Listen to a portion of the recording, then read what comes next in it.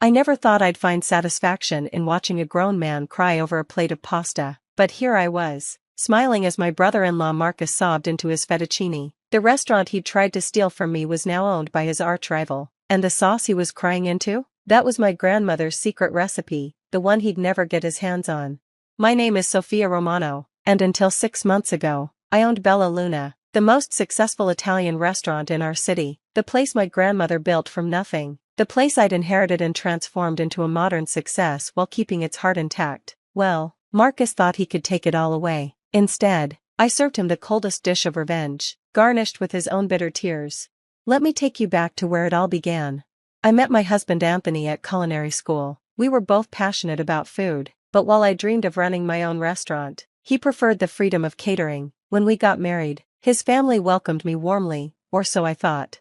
My grandmother's restaurant, Bella Luna, had been a city landmark for 40 years. She'd started it as a tiny cafe and built it into a celebrated establishment. When she passed away 5 years ago, she left it to me, her only grandchild who shared her passion for cooking.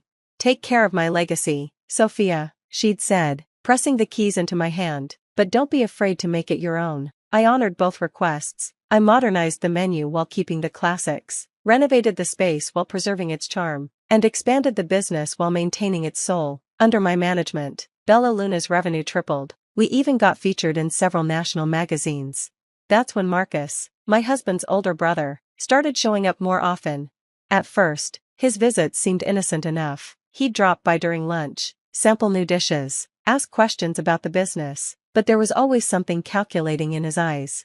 You know, Sophia, he said one day, swirling his wine, it's impressive how you've handled the restaurant, but don't you think it's a lot for you to manage alone? I raised an eyebrow. I'm not alone. I have an excellent team. Of course, but now that you're part of our family, you should consider making this a true family business. I have extensive experience in restaurant management. What he didn't mention was that his extensive experience consisted of running 3 restaurants into the ground. His latest venture, a pretentious fusion place called Catalyst, was hemorrhaging money across town.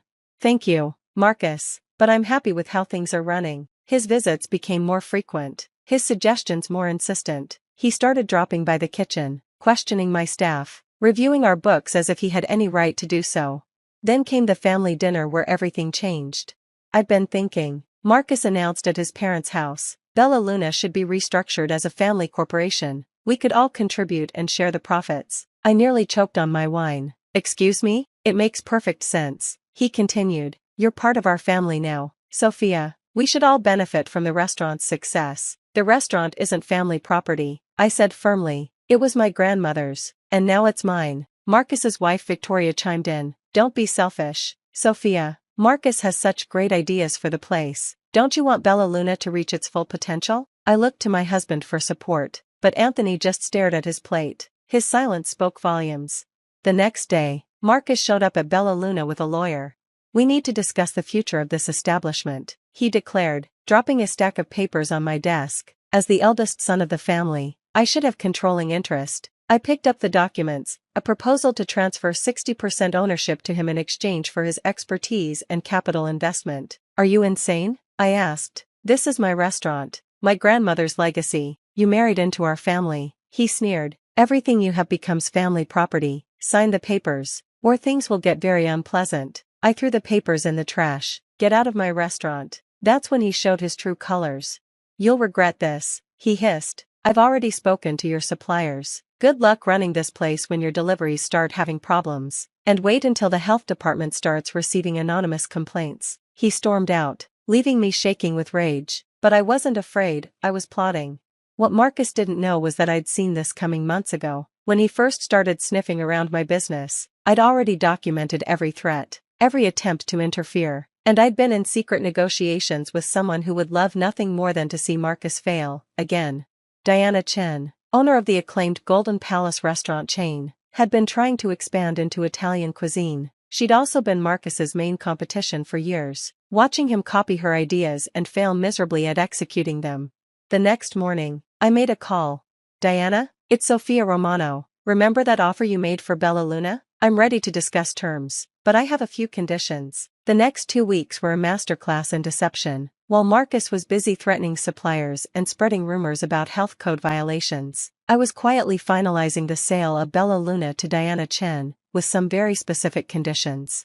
First, I would stay on as executive chef and creative director, with full control over the menu and kitchen operations. Second, my entire staff would keep their jobs and get better benefits. And third, this was the sweetest part, the sale would remain secret until the perfect moment. Diana didn't just agree to my terms, she loved them. Nothing would make me happier than watching Marcus realize he's lost to me again, she said, signing the contracts. But this time, he'll lose to a woman he underestimated, twice. True to his word, Marcus began his campaign of harassment. Deliveries started arriving late or not at all. Health inspectors showed up 3 times in 1 week, responding to anonymous complaints that mysteriously found nothing wrong. He even tried to poach my head bartender, offering him double his salary. Through it all, I kept smiling, which seemed to infuriate Marcus even more. One evening, he stormed into the restaurant during dinner service, clearly drunk and angry that his tactics weren't working. "This restaurant belongs to the family," he shouted, causing diners to stop mid-bite. "You're just an in-law. You have no right to keep this from us." I calmly approached him. "Marcus, you're disrupting my customers. Please leave." "Your customers?" He laughed bitterly. "Not for long. I've made sure every supplier in the city knows not to work with you. Let's see how you run a restaurant without ingredients." "Is that a threat?" I asked loudly enough for everyone to hear. "Are you actually threatening to sabotage my business because I won't give it to you?" "It's not your business," he roared. "Everything in this family belongs to me. I'm the eldest son." Phones were out now, recording his meltdown. Perfect. Security. I called to our newly hired guards. Diana's suggestion: "Please escort Mr. Romano out, and make sure to give copies of the security footage to his lawyer. I'm sure they'll find it interesting." As he was led out, still shouting about family rights, I noticed Victoria filming from the doorway. She quickly lowered her phone when she saw me looking. "Getting evidence for your husband's legal case?" I asked sweetly. "He's right. You know," she sniffed. "You're nothing but an outsider trying to steal family wealth." I leaned close and whispered, "Keep that phone handy. You'll want to record what happens next." The following day, Marcus arrived with both a lawyer and his parents in tow. Anthony trailed behind them, looking uncomfortable. "This ends today," Marcus declared, slapping a court order on my desk. "We're seeking an emergency injunction to prevent you from making any changes to the restaurant's ownership or operations." I picked up the document, pretending to read it carefully. "Interesting timing. What's that supposed to mean?" his lawyer asked. "Oh, nothing. Please, continue explaining how you plan to prevent changes to something that already changed hands 2 weeks ago." The silence was deafening. "What are you talking about?" Marcus demanded. I pressed my office intercom. "Send her in, please." Diana Chen walked into my office, elegant and poised as ever. Marcus's face went from red to white in record time. "No," he whispered, "you didn't." "Hello, Marcus." Diana smiled. "Surprised to see me? You shouldn't be. After all, you're standing in my restaurant." Victoria, who had been filming again, dropped her phone. "This is a trick," Marcus sputtered. "She's lying." "Actually," Diana's lawyer said, entering behind her with a folder, "here are the filed and finalized sale documents from 2 weeks ago. Bella Luna is now part of the Golden Palace Restaurant Group." Marcus grabbed the papers, his hands shaking. "This isn't possible. You can't sell family property without consulting the family." "It wasn't family property," I said calmly. "It was my property, inherited from my grandmother, and now it's Diana's property, except for my retained position as executive chef and creative director." "Of course, you're firing me?" Marcus asked stupidly. "Firing you?" Diana laughed. "You never worked here, Marcus, though I did enjoy watching you try to sabotage your own family's business." Very classy. His parents, who had been silent until now, finally spoke up. "Sophia," my mother-in-law pleaded, "surely we can discuss this. We're family." "Family?" I stood up. "Family doesn't threaten and harass each other. Family doesn't try to steal what doesn't belong to them. And family certainly doesn't stand by silently while it happens." I looked pointedly at Anthony, who couldn't meet my eyes. "Now," I continued, "I believe you all have a copy of that court order. I suggest you show it to your lawyer and let them explain exactly how many laws Marcus broke in his campaign against me. The footage of his drunk tirade last night should help illustrate the pattern of harassment." Marcus lunged forward, but Diana's security team was faster. They stepped between us as Marcus's lawyer grabbed his arm.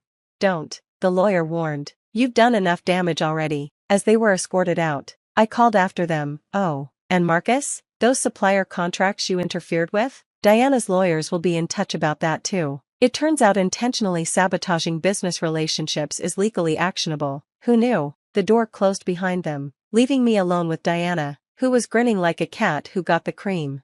"That," she said, "was even better than I imagined. Ready for phase 2? I smiled back. "Absolutely." Phase 2 was deliciously simple. We announced the acquisition publicly, with a special focus on how Diana Chen's resources would allow us to preserve and expand my grandmother's legacy. The press ate it up. The story of two successful businesswomen collaborating to save a historic restaurant from hostile takeover attempts was irresistible.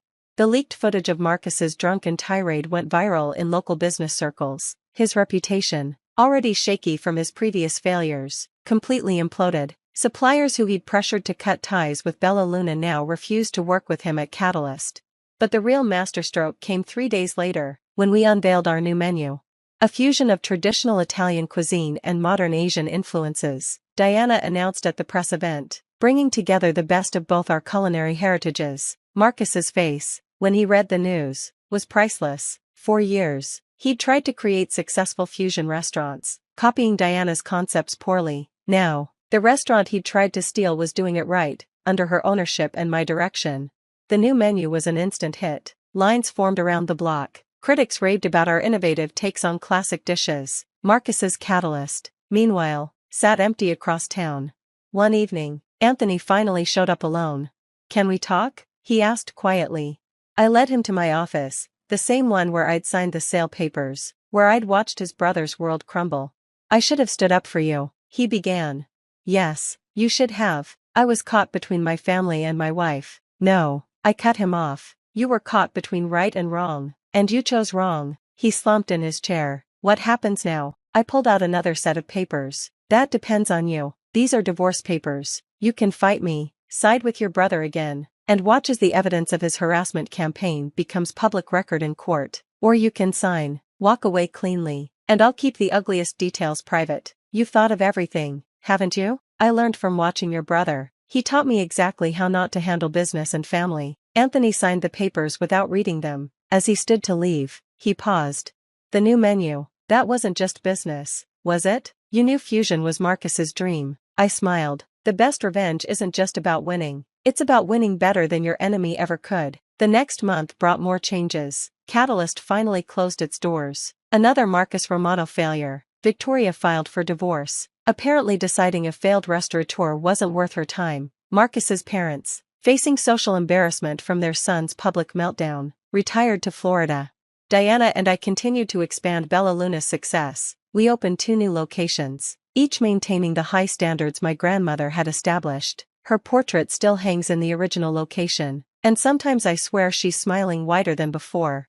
1 year after the sale, Marcus came in as a customer. He'd lost weight, and his designer clothes had been replaced by off-the-rack basics. He sat alone at the bar, ordered a plate of our award-winning fusion pasta, and cried. I approached him after his second glass of wine. "How did you do it?" he asked, not looking up. "How did you beat me so completely?" "I didn't beat you, Marcus. You beat yourself. I just refused to be your victim. The restaurant, it's better than I could have made it." "I know." He pulled out his wallet. "Can I at least get the family discount?" "Sorry," I smiled. "We don't offer one. We treat all our customers like family, which means everyone pays full price." As he left, I thought about family, the one you're born into, the one you marry into, and the one you build yourself. My staff had stood by me. Diana had proven to be more of an ally than my in-laws ever were, and my grandmother's legacy was thriving. The next morning, a familiar face appeared in my office. "Victoria, Marcus's ex-wife. I hear you're hiring managers for the new location," she said. I raised an eyebrow. "Are you serious? I learned a lot watching Marcus fail, mostly what not to do, and," she hesitated, "I learned something from you too, about standing up for yourself." I studied her for a moment. "We start training at 7 a.m. Don't be late." Sometimes revenge isn't just about destroying your enemies. Sometimes it's about building something so successful that they're forced to acknowledge their own failures. And sometimes, if you're really lucky, it's about teaching them to be better.